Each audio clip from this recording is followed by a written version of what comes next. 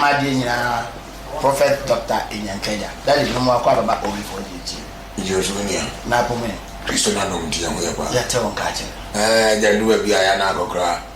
Na ya si ehwe chiri wo. Ene bi aya na ma asopia ba wa sore. Nti ya na times do bi am kokodi ba bi na me tutu ni makakra. Papa, na me bisa say I Christo som no as a policy ni ho. Agrada na eto no ne reverend wusu ba gina so ne ntokwa gigigi edi atem kwase abo jimi ni abo wusu ba mpa utisu ni twase ni no sabe gina o preach righteousness ona ne kan say Yo edi nkan mfa kwanya so na me nche wati for mo chichi ne benche na me nche madam fu ya o UK Ransford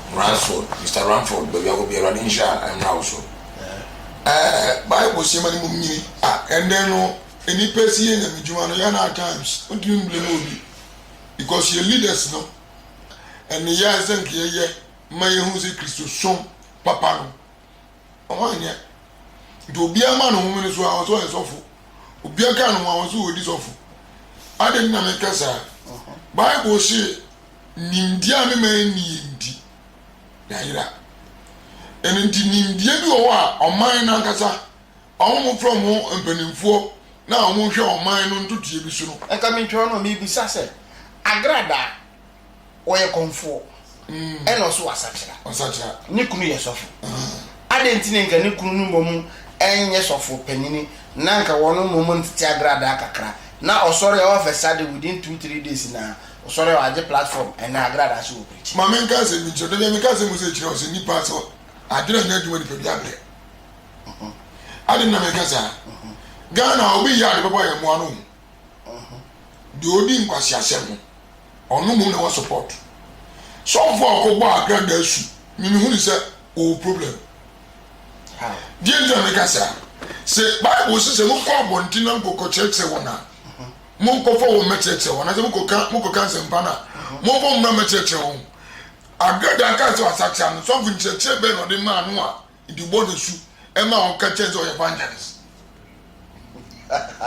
that is when him die bia ono ne dia John 3:16 na akotena who tie nie ni tie ba Jesus Christo ye wiase ni na hin no because me tie the preaching what the near man kire no ho saa me hwe me sere saa ma me kan se bi wa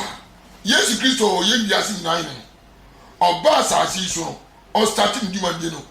ni dimande no starting bring brabrebo but we am pan kan ni nya no wonder training o ri sia nyema udie obedi 3 years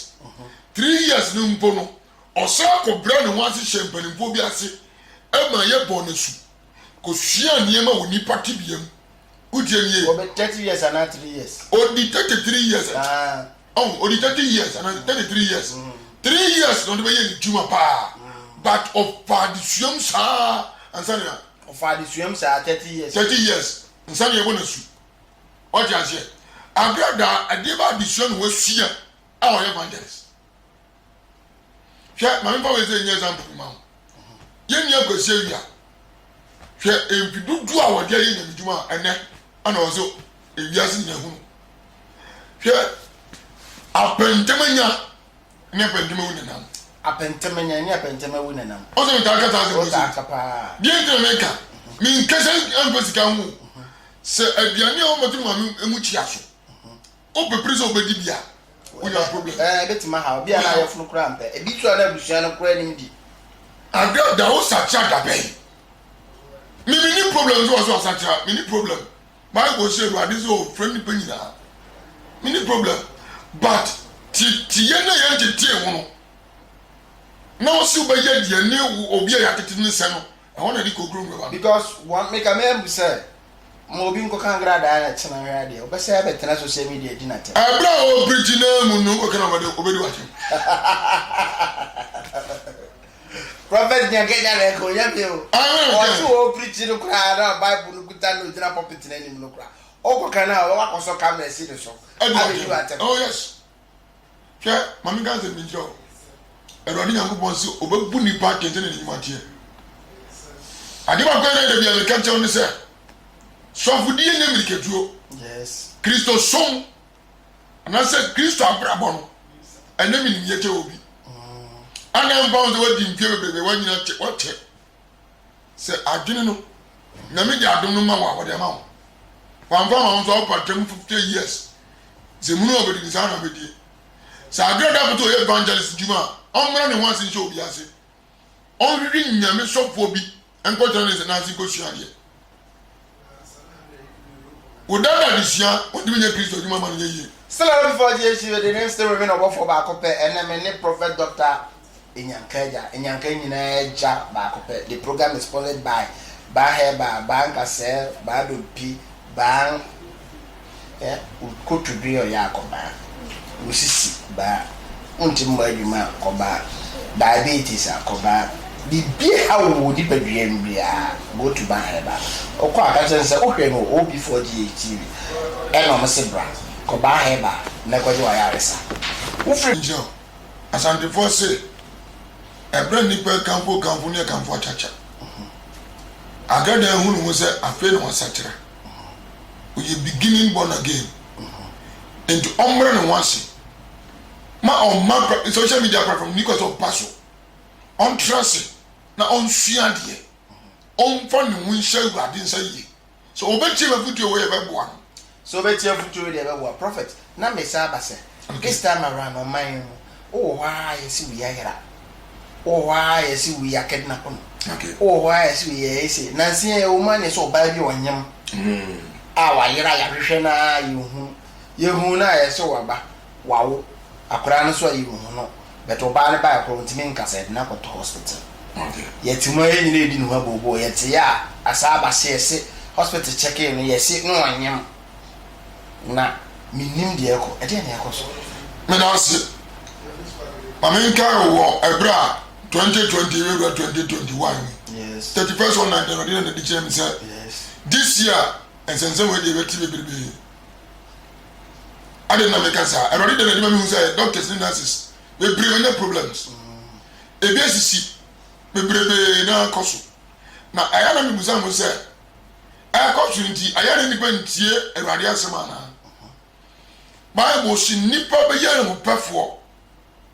na aman be sori aman so yes nipa be di boni obati akoni akosam ene wiase we ma e wono obia pese odi yie abra wanya djuma obia pese odi yie abra wanya djuma ene na disa ne ma we koso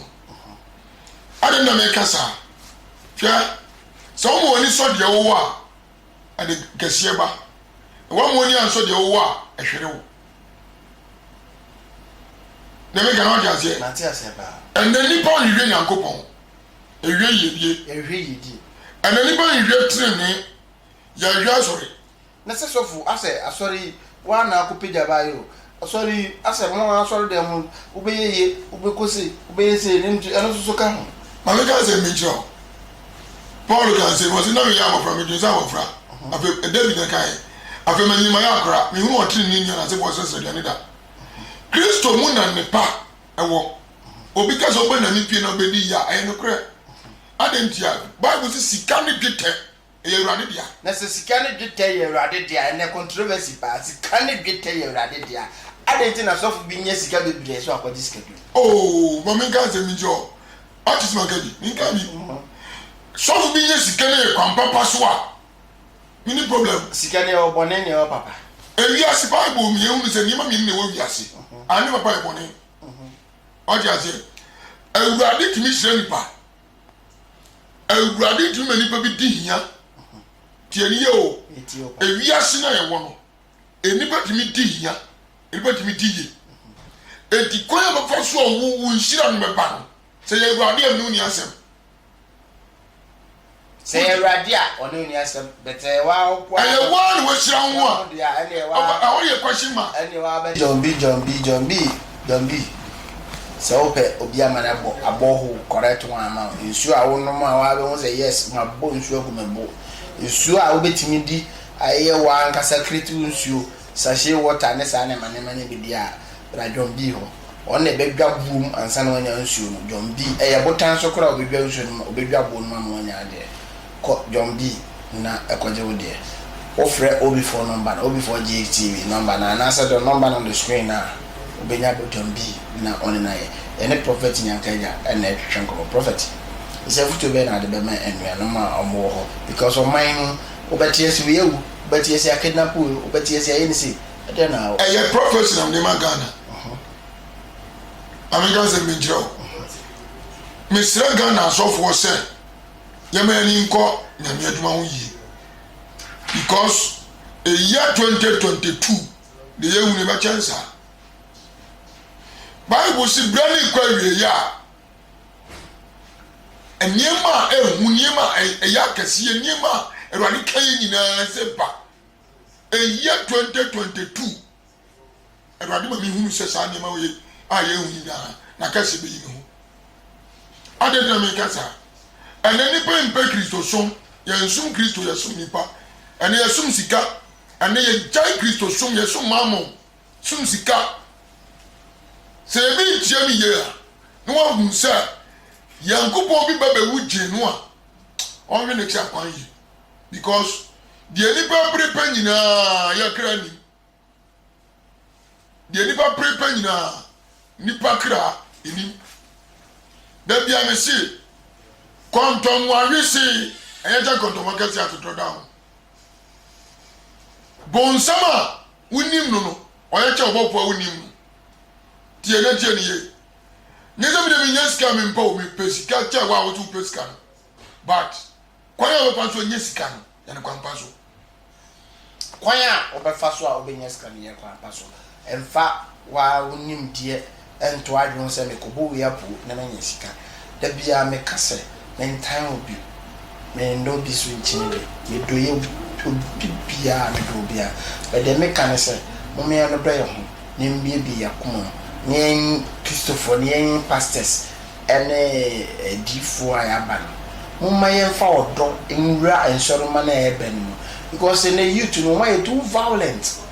youth na too violent o my too violent me nim de omo pe na osikem enti mo me preach the gospel than the bia ebe kan wa so dem ube ye ube kwa breach ube ye say no because it is I mean the name is Shenko ntim say so far ka tem so me kwa breach dada me kwa breach it is me kwa breach that the anyama me nko na me go ye wi na me nyesika kwa breach nti wona adwum so for me kwa breach nti ate ada na oda ho onko pa adwuma bi ni no ada or try miracle it doesn't happen that way to me so me nua ba me nua be ma hweme so ko na so for sure nko ma o say so wo so nko me so na so wa yire wo no wa yi bibi ma me mo ha enkom hye nyaade a obi hye nkom a che se woda nkom hye ehwe didie be nyankopon na o yire wo bompae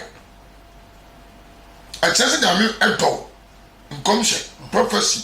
mimi nti asiem no a che se rade ben yes nkom hye ye papa no so udie ni ya yes yo nkom hye wo ma nye papa but nkom hye ye we rade nkom hye no yes a che se rade do o bi bi ni ma there's always no bomb pa no pay rade no so ni ye ma mi ga say we say ye man mu empanimfo mi de say dey we too mani me sira wo mu nyima bi wo social media platform ni TV stations bi so a ma sira say o mu ye nyimfiri so ma mo nhwe ma ne nyansa ye won grofo bi o mu ba TV so so ba ana free one free Messi on cotism one ye nyi wo mu nyina free TV station ni so me anwe tax aye ti wo mu tie ni yo anadie o hwe tax a obaje ma de tina ni padodo o mesai onwira mu kra me di nyame din sra o man mu mpanimfo me di nyankopon din sra o man mu mpanimfo binum a o mu hwe programming ma o mu nhwe tax aye baje se o mu di siesie o man no se obatan o ye badin ba bia si o si de ma ne ba na so ma ne ba ne tini komu a o si da ne ba wie no ne ba ne nkam ya de tax e de siesie o man Ghana sa o man Ghana na ye siesie no e ye nchirima na so mu nyina kokodi ti biaboni mbraboni mu ne ye ntinya nhwe ama de ye siesie ne ja o ne ma so ama so a ene nkia ne to ankaye mesra wei ebe ya futu ma ye nyina yɛn no asɔfo bi no do mu wurawuram yɛn bia ɔmo di ahotire ɔmo fa mo nchi ɛtɔn wɔn ani mo nyam ɛde akɔpɛ sika da bia mo ma say think about your soul not your property. Think about your soul, not your property. Suffer. Enter. What you want to say? Think about your soul, not your property. Think about your soul, not your property.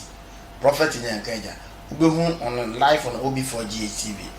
Or no exclusively. No better than no be same. I dissect this angle. How many people say, you have to think about your soul, not your property. Because oh yes, you're Japadian now. Now I don't cry. So for Chiani uncle. Me for when we say so Chiana sorry penny for name ya mama Docas. Madampa, me da hosini we futu ni nkranhye. Ana me mama o me obatampa eno mansa. Ma me bia obi a me chia o. Ene mia me hu kani me dofo ba ko pe oba me do no. Abna pokuya. Me yonko asofo a woni me nam nyina. Me chia obi bia o hwe program yi. Brother Alexis. Alexis. God bless you. Okay. You should be on air light and God bless you. God bless my brother. That's a net. God bless you and stay blessed. Bye bye.